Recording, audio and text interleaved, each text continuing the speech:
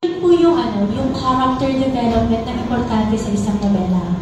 Kailangan meron siyang natutunan, kailangan meron siyang babaguling aral na habang buhay niya pong dadalhin at pasasalamatan. At yung journey po ng I Love You Since 1892, nararamdaman ko po, tumatak talaga sa puso ng mga magbabasa.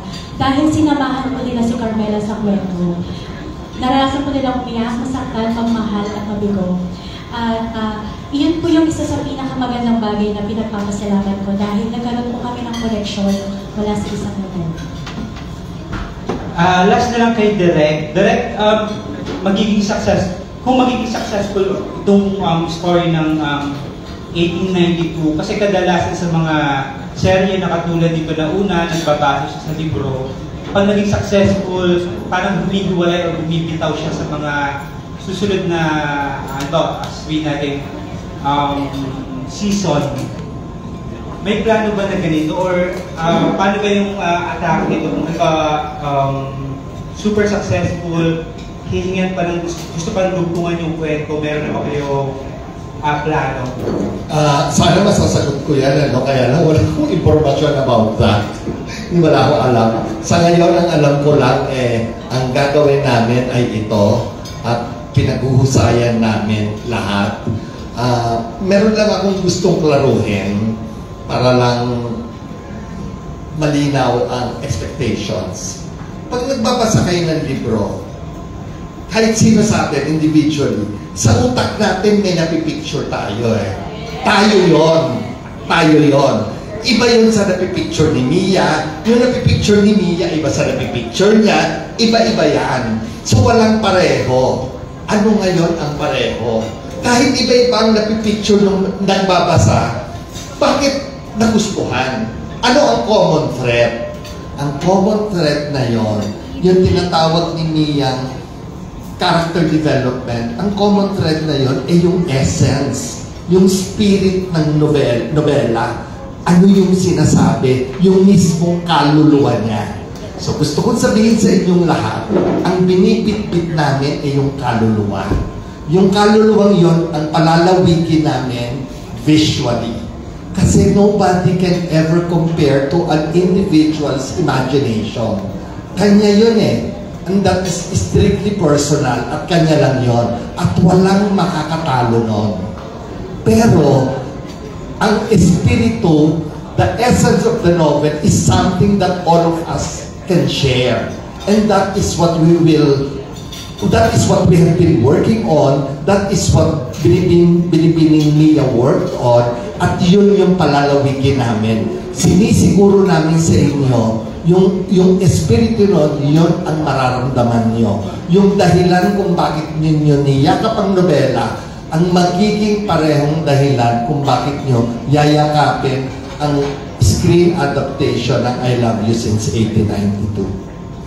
Okay, thank you, Direk. Salamat, guys. Ito sa series. Maraming salamat po. Next is from Manila Standard, Nikki Wan.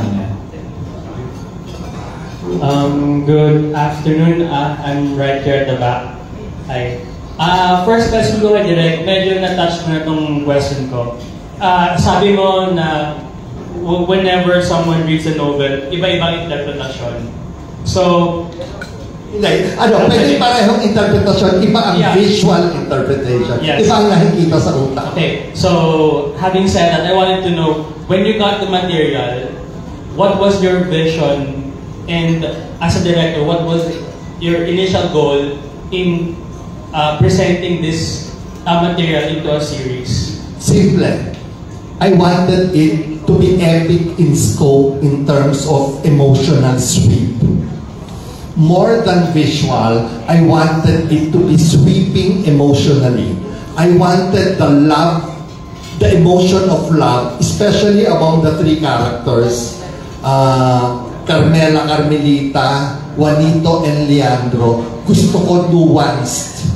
Ang pagmamahal at ang pagpapakita ng pagmamahal ay basically pareho, pero may nuancing yan. Iba't ibang shadows, iba't ibang shades, iba't ibang hues, iba't ibang impact. At ang linaw nun sa tatlo, nung binabasa ko yung libro, that is what inspired me. The exuberance, the energy and the nuancing of the expression of their individual love. Malaking bagay yun. Mas mahalaga sa akin ang emotional sweep kesa sa visual sweep. Kasi ang emotional sweep ang magpupush sa'yo, ang mag-lift ng spirits mo eh. Yun lang. Thank you. Okay po. Additional lang, Direk. Did you have a hand in selecting the cast? I think I was the last person on board. Okay. So, I was when you, parang nang nalaman nyo kung sino yung magpo-portray ng lead roles, what was your initial reaction? Gusto ko. Honestly, simple. I've always wanted to work with Heaven Peralejo.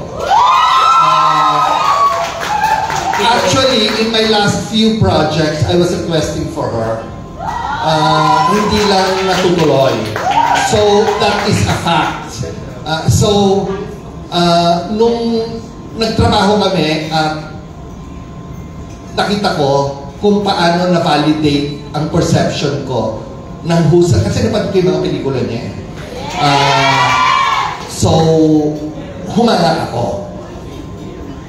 Muntik ko lang makatrabaho si Joseph Marco years ago. Hindi lang natuloy. Yan ang buhay natin eh. May natutuloy, may hindi. Muntik na kay Joseph. Pero si Jerome Ponce, laging inirere ko sa akin yan, laging hindi kami natutuloy.